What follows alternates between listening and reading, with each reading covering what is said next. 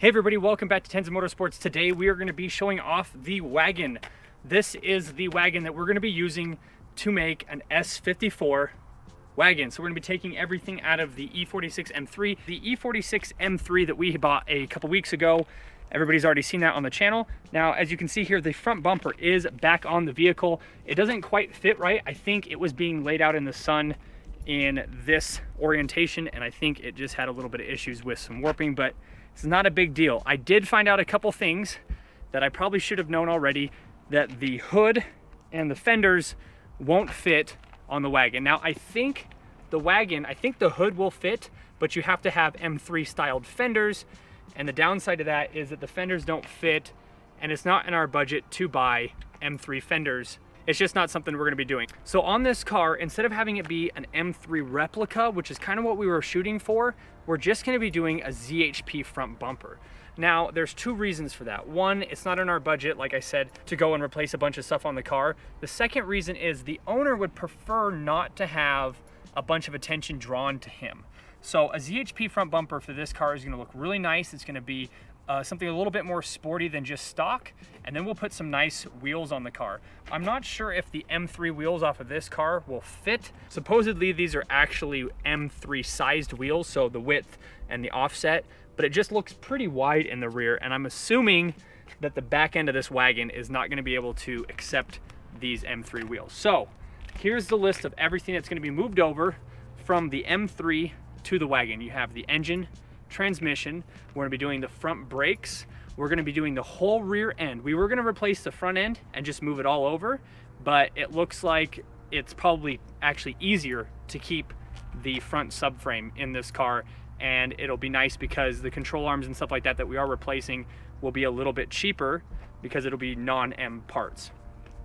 Other things that are going into this car are the seats. These are manual seats and they're actually broken. So when I'm driving, I can't move forward or backwards, and I can't seem to get it to go down either, so my head like touches the roof. All that'll be gone. The steering wheel, the instrument cluster, center console, that kind of stuff, the M Sport button, all that would be moved over into the Wagon. So with that being said, let's take a tour of the Wagon. We'll also take it for a drive, and then we are super excited to get this project started. We actually have some parts on order already. We'll go through those a little bit later in the video. So the main thing I want to go over on this car is the back end. Now, I've had sedans before, and obviously I've had lots of coupes. We've had a couple convertibles, but I've never had a Wagon before. So all this is completely new to me. So if you come around back here, which I think is pretty cool, this actually opens separately, and then you can actually put your stuff in there depending on what you've got if you don't want to open up the whole thing. If you look in here, I've got my camera equipment. It fits really nicely. There's a ton of room left in here, and then if you want to, you can close this as you would expect. The whole thing then opens up like normal. All of these have struts on them, which is real nice because they all open. It's not automatic or anything, but it holds itself. The spare tire and everything, battery, and some of the radio stuff like the amp are back here just like every other car.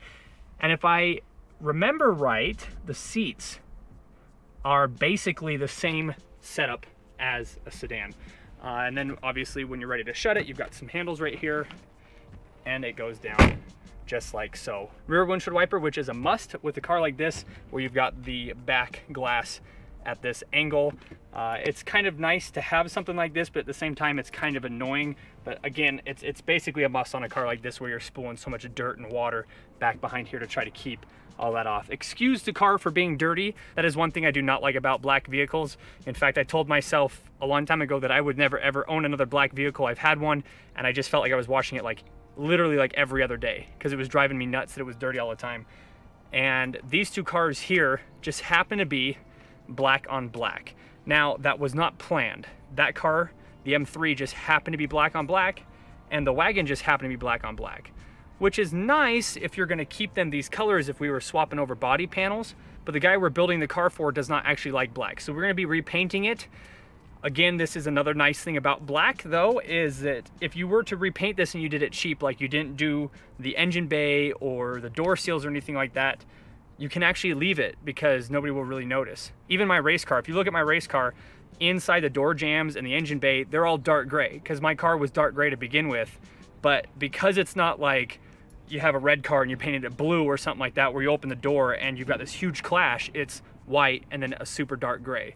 If you painted this blue and you left the door jambs and stuff like that and you opened up the door, nobody would ever really notice unless they were just that kind of person where they want the car to be perfect. So that is an upside. We'll probably be repainting the entire car. We've also looked at wrapping. So there are some options on changing the exterior color. The interior color is gonna stay black, like we mentioned. We're gonna be moving over a bunch of stuff from the M3 into this, and I think it's gonna look absolutely fantastic. It's kind of hard to show off what's going on with the car because so much of it's gonna be gone. So, you know, well, look, there's a steering wheel, look, there's the seats, there's the armrest. All that's gonna be replaced or different parts or fixed. So it's kind of like so little of the car is gonna be left when we're done with it. So I can show everybody the engine, but it's not what it's gonna be in the car when we're all done with it. This is the 2.5 liter engine. They never came in a 3 liter as far as I know over here in the United States. I know in Europe, I believe they came with a 3 liter. I was actually wanting to do one of these. You can pick one of these up for $1,000, maybe $2,000. And it was something I always wanted to buy and then put the 3 liter in because it would have been so much more rare than just rolling around with a 2.5 liter. And with a 3.0 only worth about $800 to $1,000, it was gonna be something that you could just kind of slap in and only be $1,000 more into the car, and you'd be another 30 or 40 horsepower and another 30 or 40 pound-feet of torque. But the S54 obviously is much better. So let's take a look at the engine bay real quick, even though none of it will be the same when we're done. So here is the mighty M54 B25 2.5 liter engine, 170 horsepower and around 150 pound-feet of torque. This thing is completely stock airbox, stock everything, no tune, nothing on it. And surprisingly enough, it's actually a pretty quick little car. It's really fun. It doesn't feel as big as it looks, which is funny because it's actually really not that big. The car is the same wheelbase as the coupes, the convertibles, and the sedan. These cars are basically Legos for the most part. You can just swap parts back and forth. There are some things that are a little bit different, like, for example, the top hats on the suspension, that kind of stuff. But a lot of these parts are compatible back and forth between the cars. If you're curious to know about any of that information, if you just look up on some E46 threads, there's people that have gone through and actually made lists of everything that's compatible, and you would be shocked about how many parts can actually be transferred between the cars. And even between the 2.5 liter and the 3 liter engines, how many parts actually end up being the same. So let's go take this car for a quick drive, and then I want to talk about some of the parts that we already have ordered. And then the next video, you'll see us actually starting to take the cars down, start to take them apart and start to move parts over from the M3. So funny enough, the car actually did come with 2 keys, but what's sad about it is that the computer that actually we're going to be using is the M3, and the M3 only came with 1 key. So unfortunately, we're probably going to have to buy a second key if we want 2 keys with this car when we're done. Car starts right up. There is a bit of a squeak. I'm not sure if everybody can hear that, but again, that's going to be pulled out. So it's kind of hard to show off the car because it's not going to be much of this car left. We really just bought the car for the body. So as you can see here, I am too tall and I can't get the seat to go down any further. The other thing is the car is pretty quick. So again, there's really just not that much to say about the car. I'm super excited to get into this, actually start tearing into the cars. It's been unbelievably difficult to have both cars at the garage and not tear into them. I've had to show a lot of patience because the first thing I wanted to do, I got both cars, and the first thing I wanted to do was just, I'm like, I want to move the seats. Like, that's all I could think about was moving the seats over. And I just told myself, don't worry about it. The M3 actually spent last week at the dealership getting some recalls done, the passenger, driver and passenger airbag, and then I guess some DME reprogramming, which is kind of weird, but I just let them do it. It was free. And now that we have both cars up to date on its recalls, should be good to go.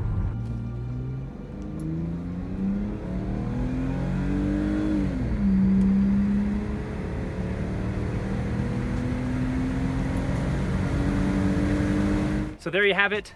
We're, again, so excited. I can't even begin to describe how excited I am to do this kind of project. Been wanting to do one of these for a very, very long time. I can smell oil burning on this as we sit next to it. So there you go, there's the wagon. I do want to mention before we let everybody go that The parts we've ordered so far that I will link in the description below and keep updated as we go along are the headlights, corner markers, side markers, bumper, fog lights, and a shift knob. That all came from eBay.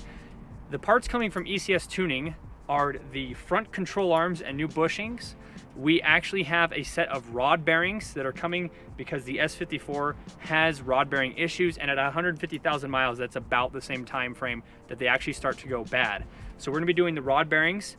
Then the other things that we bought were some mounting hardware for the suspension. Again, we'll link all that in the description below and keep everybody updated so that if somebody else wants to do a project like this or even move the S54 over to like a sedan, this should be a very similar build list. Besides the wagon part of this, the rest of this is basically a sedan. I was told by the guy at ECS Tuning that as long as I'm pulling things out of the M3 properly and not breaking anything, that I really should be able to move a lot of this over and not have to worry about it. Thanks again, everybody, so much for watching. If you are excited for this build the same way we are, leave a like and subscribe to the channel. Stay caught up on our build series we're gonna be doing on this. I'm gonna be basically working on this all winter long and into next year. Also help support the channel by checking out my Patreon link in the description below. We let our Patreon members see content a lot sooner than everybody else. Obviously, this was recorded not in the end of December. If you wanna see our content put out a lot sooner, you can go to our Patreon link in the description. At just $1 a month,